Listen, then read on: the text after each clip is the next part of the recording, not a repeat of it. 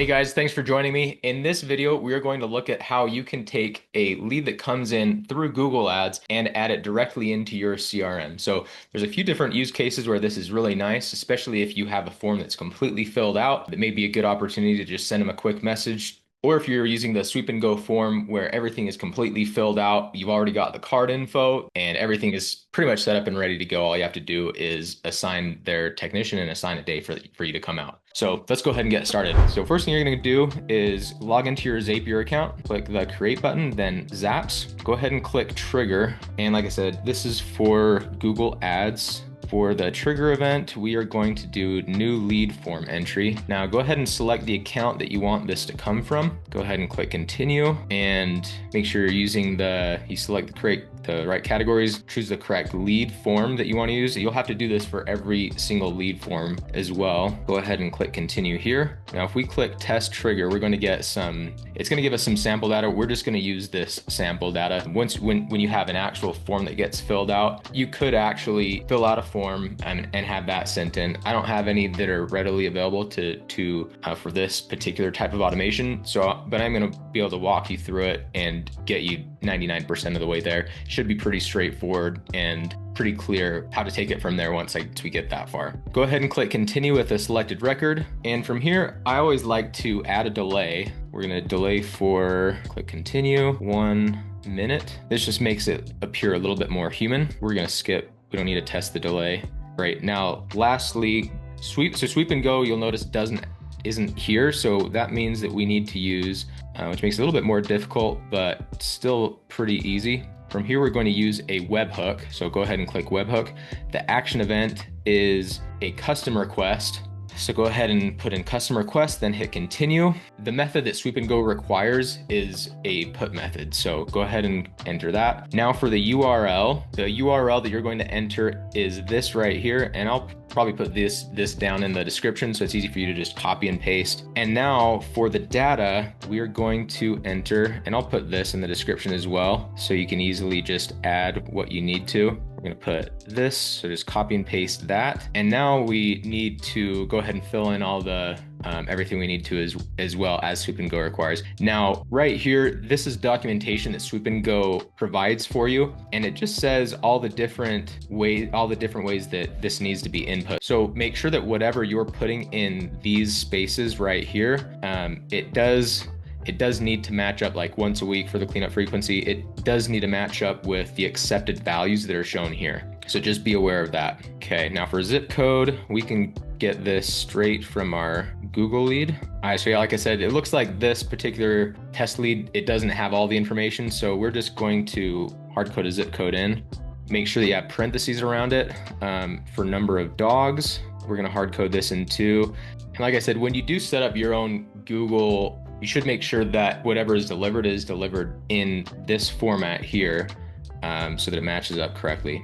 So we're gonna say cleanup frequency is, let's see, last time the yard was thoroughly cleaned. We're just going to say it was 1 week ago. So we can just copy and paste that here. So these top ones, these are all hard coded in. Like I said, your form should be set up where everything is coming directly from or at least most of this stuff is coming directly from your lead form from Google. But just so you can see how it does need to be done when you're ready, we're gonna do what we can here the way we need to.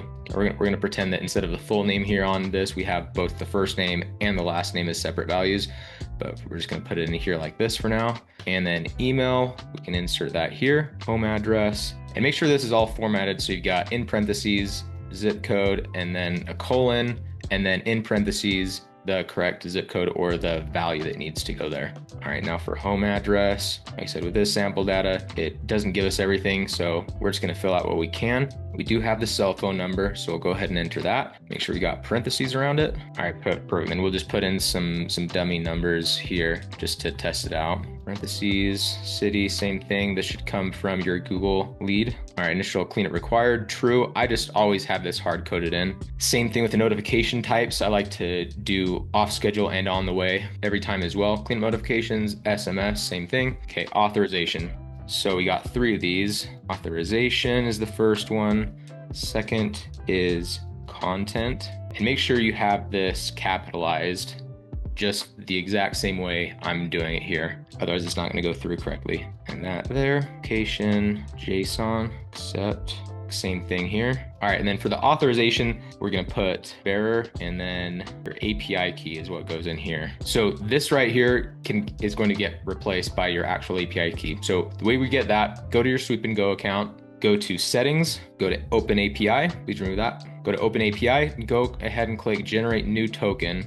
And you can just put Zapier. Don't worry about events. You can put a description here. Or you can just go ahead and put Zapier here for the webhook URL. Put a description, Zapier test. But yeah, we don't need to worry about the events because we're adding stuff to it, not requesting anything. So go ahead and click generate. All right, perfect. Now go ahead and copy this access token. This is just a test one, so I'm gonna delete this off my account right away. But go ahead and copy this and then go back to Zapier. And you're gonna paste that, like I said, right here. So it's gonna be bearer, a space, and then this whole big thing right here. So we got a put method, we got the correct URL here. This should be this, so far, this is all the same for everybody. And then right here, make sure that your Google ad form has all the correct variables. So instead of hard coding the zip code or the number of dogs or the last time it was cleaned, or any of these that shouldn't be hard coded, make sure that those are all variables like they should be. And the only ones that really should be hard coded are the state, initial cleanup required, cleanup notification type, and the channel. All right, perfect. And then, like I said, we got all three authorizations correct. Go ahead and click continue.